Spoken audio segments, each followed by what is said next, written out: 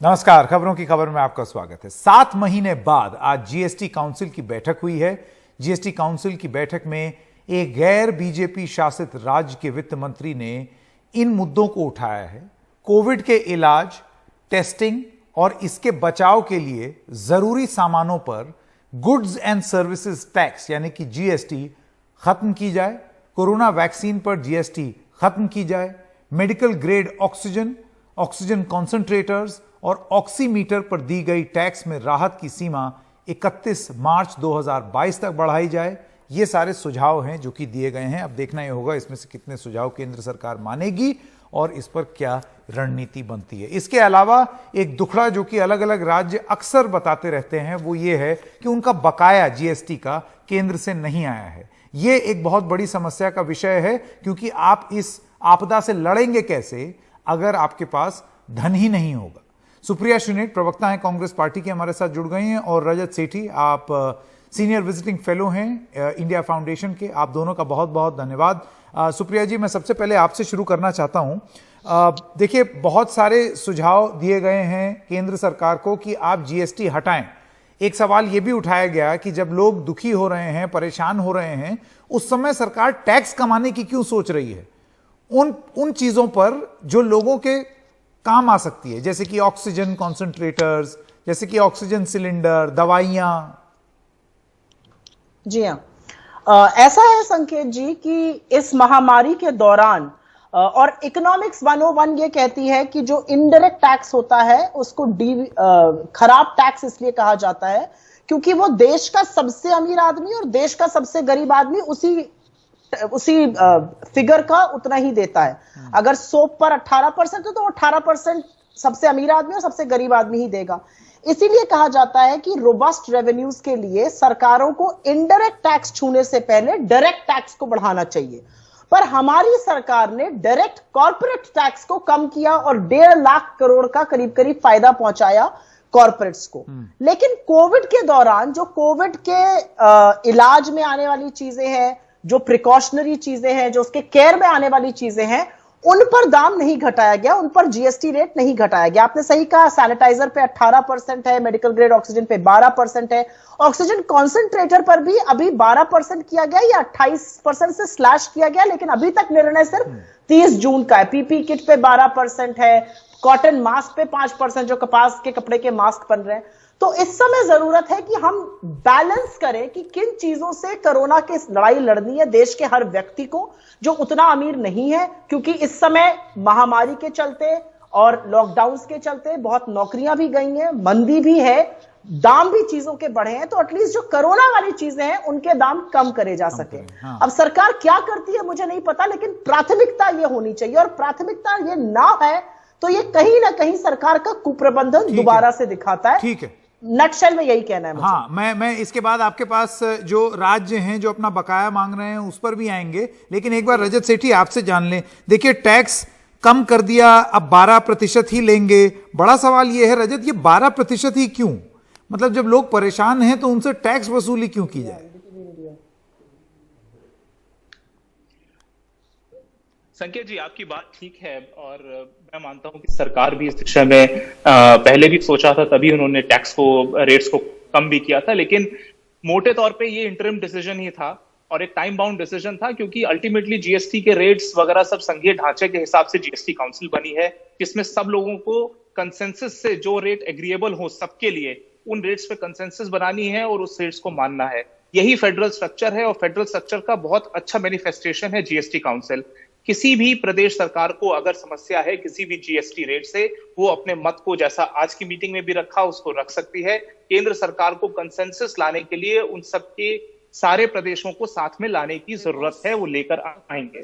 तो मुझे लगता है इसमें कोई बहुत विशेष विवाद की कोई जरूरत नहीं है। हम सभी चाहते हैं कि ऑक्सीमीटर्स और इन सब चीजों पे जीएसटी ना लगे, लेकिन वित्तीय मंत्री निर्मला मैडम ने एक चीज बहुत स्पष्ट अपने ट्वीट में भी बताई थी कि जो जीएसटी वैक्सीन पर लग रही है उसका कारण क्या है। उन्होंने ये चीज साफ साफ बताया था कि जो इनपुट क्रेडिट है जो वैक्सीन मैन्युफैक्चरर्स को मिल जाता है जीएसटी लगने से, उसकी वजह से ही लगाया गया था, वरना उसका भी भार अल्टीमेटली स्टेट्स पर जाता और एंड कंज्यूमर पर जाता। अच्छा। एक चीज और है जो कि उन्होंने क्लैरिफाई किया कि जितना भी जीएसटी लगा है उसमें 70 से 72% प्रदेश सरकारों को ही मिलता है। फिर भी अगर प्रदेश सरकारें कंसेंसस के माध्यम से ये चाहती हैं कि वैक्सीन के ऊपर से जीएसटी हट जाए, तो बिल्कुल हट जाना चाहिए, इसमें कोई दो राय नहीं हो सकती है। ठीक है, ये इनपुट टैक्स क्रेडिट की बात हो रही है। सुप्रिया जी, मैं आपसे जानना चाहता हूं, आपने स्पष्टीकरण सरकार का सुना था कि क्यों पूरी तरीके से टैक्स नहीं हटाया जा सकता, क्योंकि उससे नुकसान देशवासियों को ही होगा। देखिए, मैं तो इसको दलगत राजनीति से ऊपर उठ के बात कर रही हूं। हाँ। यह सच है कि उस जीएसटी पूल में से कुछ हिस्सा स्टेट्स को भी जाएगा, कुछ सेंटर के भी रहेगा, डेवोल्यूशन होता है। लेकिन इस टाइम पर क्या किसी भी सरकार को, चाहे वो राज्य सरकार हो या केंद्र सरकार हो, इस टाइम पर कोरोना महामारी के दौरान और जब हमारा देश एक सेकेंड वेव से और बड़ी भारी कहर से गुजर रहा है, तो क्या इस समय वो पैसा अर्जित करना जरूरी है? सवाल देखिए, इसमें इकोनॉमिक्स और फिस्कल सिचुएशन से बढ़कर थोड़ा मोरालिटी का हो गया है। मोरालिटी यह है कि सैनिटाइजर पर अगर 18% टैक्स है और अगर वो 18% ना रहे तो एंड कंज्यूमर का क्या होगा, इसकी बात करी जा रही है। और इनपुट टैक्स क्रेडिट पर देखिए, बहस को उलझाना मैं नहीं चाहती हूं, क्योंकि एक टेक्निकल सब्जेक्ट में इसमें बात कर सकती हूं, लेकिन मेरा मानना है कि मैं सिर्फ केंद्र नहीं, मैं राज्य सरकारों की भी बातें कर रही हूं कि राज्य सरकारों का भी इस समय इसको रेवेन्यू स्ट्रीम देखना, जो कोविड के प्रोडक्ट्स हैं और ऑब्वियसली उसकी सेल ज्यादा हो रही है इस समय, उनको रेवेन्यू स्ट्रीम देखना एक मॉरल क्वेश्चन है, जिसका जवाब आज सरकारों को बैठकर देना पड़ेगा।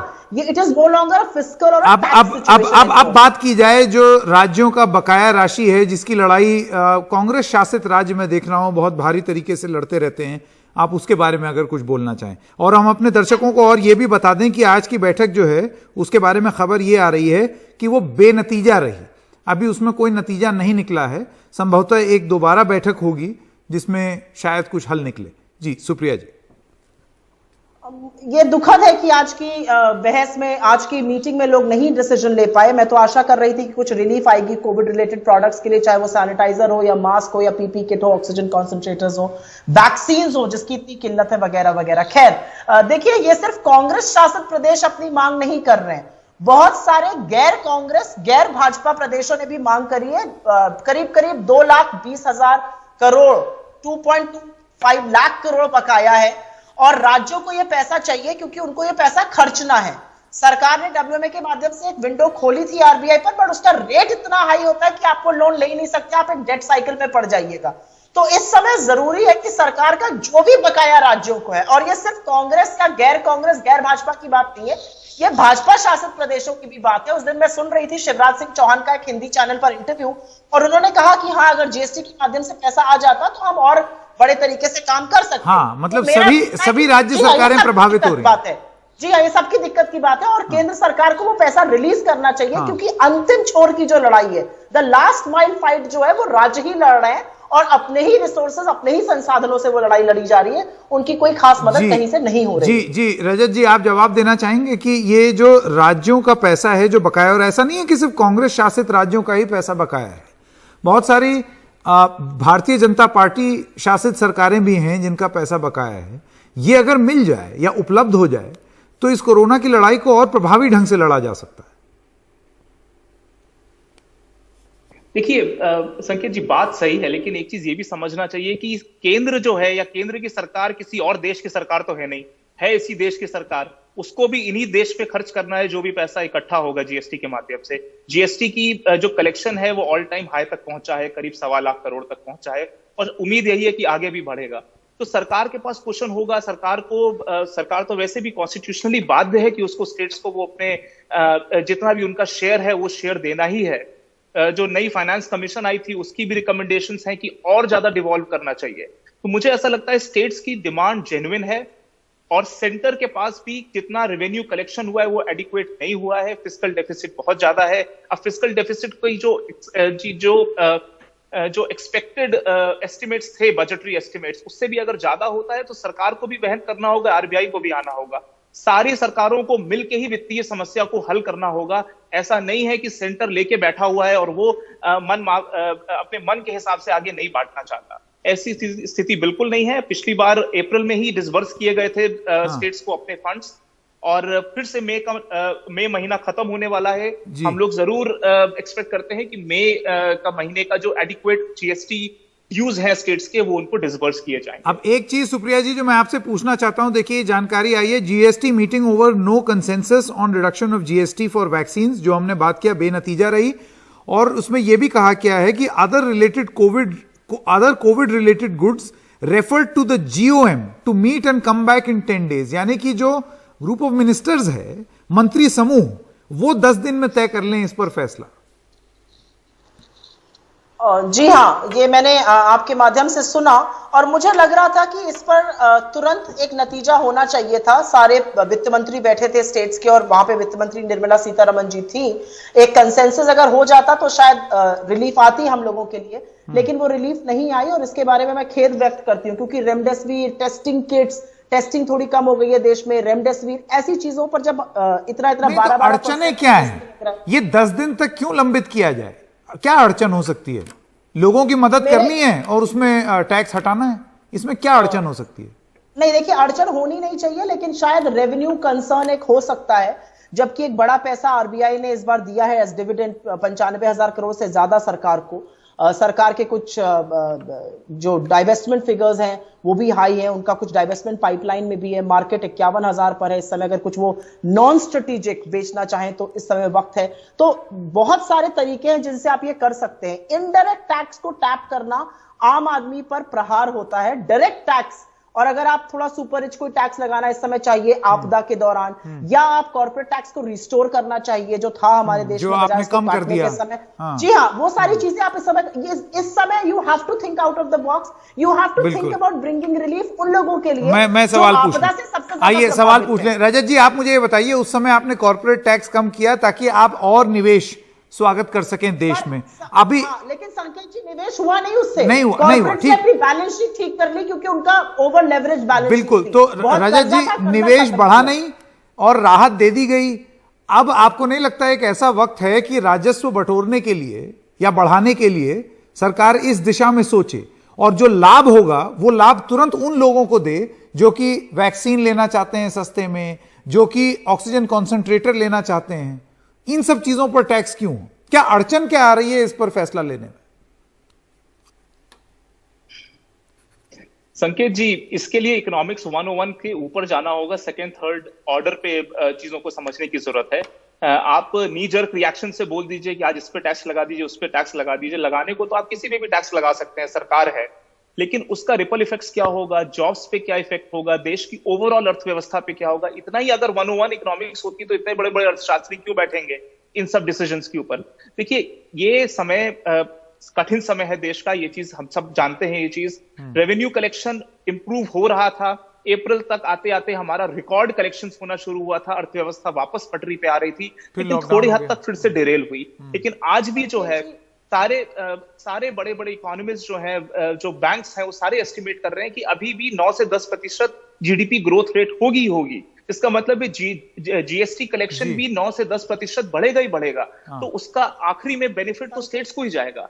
थोड़ा सा संयम रखने की बात है। लॉकडाउन खुलना शुरू हो गया, अनलॉक 1 जून से कई प्रदेश में हो रहा है। हम लोगों को उम्मीद है कि अर्थव्यवस्था वापस पटरी पे जाएगी, वापस से टैक्स कलेक्शन होगा और वापस से जो जरूरतमंद लोग हैं उन तक पैसे पहुंचेंगे। और कई सारी स्कीम है केंद्र सरकार की जिसमें कि डायरेक्ट डिसबर्समेंट हो रहा है, कैश डायरेक्ट जा रहा है, अन्न दिया जा रहा है डायरेक्टली, 80 करोड़ परिवारों को दिया जा रहा है, उसको भी प्रोक्योरमेंट के लिए तो पैसे लगते हैं। तो ये चीज सोच लेना कि, और बहुत एक नी जर्क रिएक्शन दे देना, जो कि एक निर्धारित पॉलिसी है सेंट्रल गवर्नमेंट की कि हमको अट्रैक्ट करना है इन्वेस्टमेंट्स को, वर्ल्ड वाइड इन्वेस्टमेंट्स को अट्रैक्ट करना है। वित्त मंत्री की प्रेस कॉन्फ्रेंस शुरू हो गई है, बहुत जल्दी से 10 सेकंड, क्योंकि वित्त मंत्री की प्रेस कॉन्फ्रेंस शुरू हो गई। हाँ जी हाँ, इस समय फिस्कल डेफिसिट कंसर्न नहीं है, इस समय फिस्कल हेल्प कंसर्न है। उदय कोटक से लेकर रघुराम राजन और अभिजीत बैनर्जी सबने कहा है फिस्कल हेल्प करिए, वो देना जरूरी है। ठीक है, आप दोनों का बहुत बहुत धन्यवाद। इस प्रेस कॉन्फ्रेंस पर जाते हैं। It last met in October and it was due to meet sometime early February. But I'm sure our media friends will be aware that February was budget. February was also the time when in Parliament I had to clear the finance bill. Post that, immediately, even as the Parliament session was on, Model Code of Conduct was on, elections were happening in 5 states, and Post the election, immediately after the new governments were formed, we've had this council. A council meeting in between would have meant that finance ministers from 5 states wouldn't have been present. So we were aware that the sooner the governments are formed, immediately after that, the council meeting would be held. So that was today's meeting's background. Today, several decisions have been taken. I'd broadly touch upon some of the decisions, and via the question answers, I think we'll be able to get into the details of the decisions, if that is suitable for you.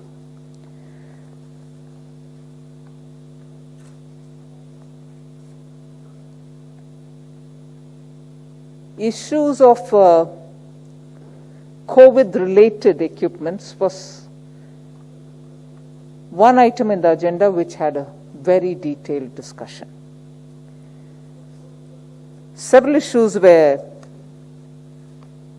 within it raised and discussed, and you are aware that ad hoc exemptions were given for many of these COVID-related items. The Council has decided to exempt the import of relief items even if they are purchased, if these are meant for donating to the government or on recommendation of the state authority to any relief agency. Also, this exemption has been extended till 31st August 2021. So far, the IGST exemption was available only when you were importing free of cost. This exemption also has been extended to 31/8/2021. With the rising cases of black fungus, a particular medicine which is required for it called amphotericin B has also been included into the exemption list.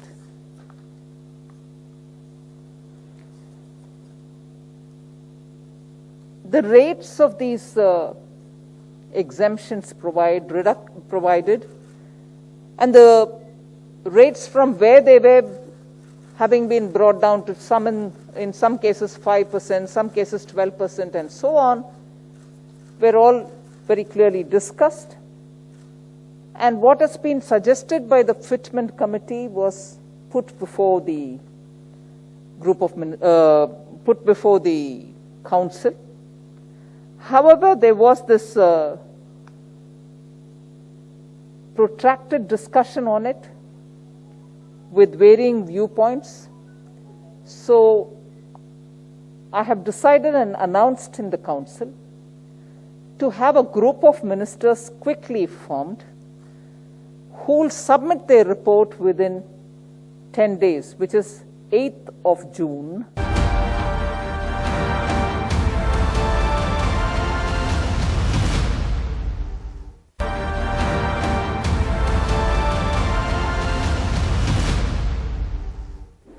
तो प्रधानमंत्री नरेंद्र मोदी ने आज ओडिशा और पश्चिम बंगाल के तूफान प्रभावित इलाकों का दौरा किया, लेकिन इस दौरान भी राजनीति हावी रही। पश्चिमी मिदनापुर में प्रधानमंत्री मोदी और राज्यपाल आधे घंटे तक समीक्षा बैठक के लिए ममता बनर्जी का इंतजार करते रहे, लेकिन ना तो वे आईं और ना ही वरिष्ठ अधिकारियों को भेजा, जबकि वे उसी इमारत में थीं। बाद में उन्होंने आकर तूफान से जुड़े कागज सौंपे, फिर चली गई। उधर ममता बनर्जी का कहना है कि उनकी पहले से ही एक बैठक थी जिसकी जानकारी वो दे चुकी थी।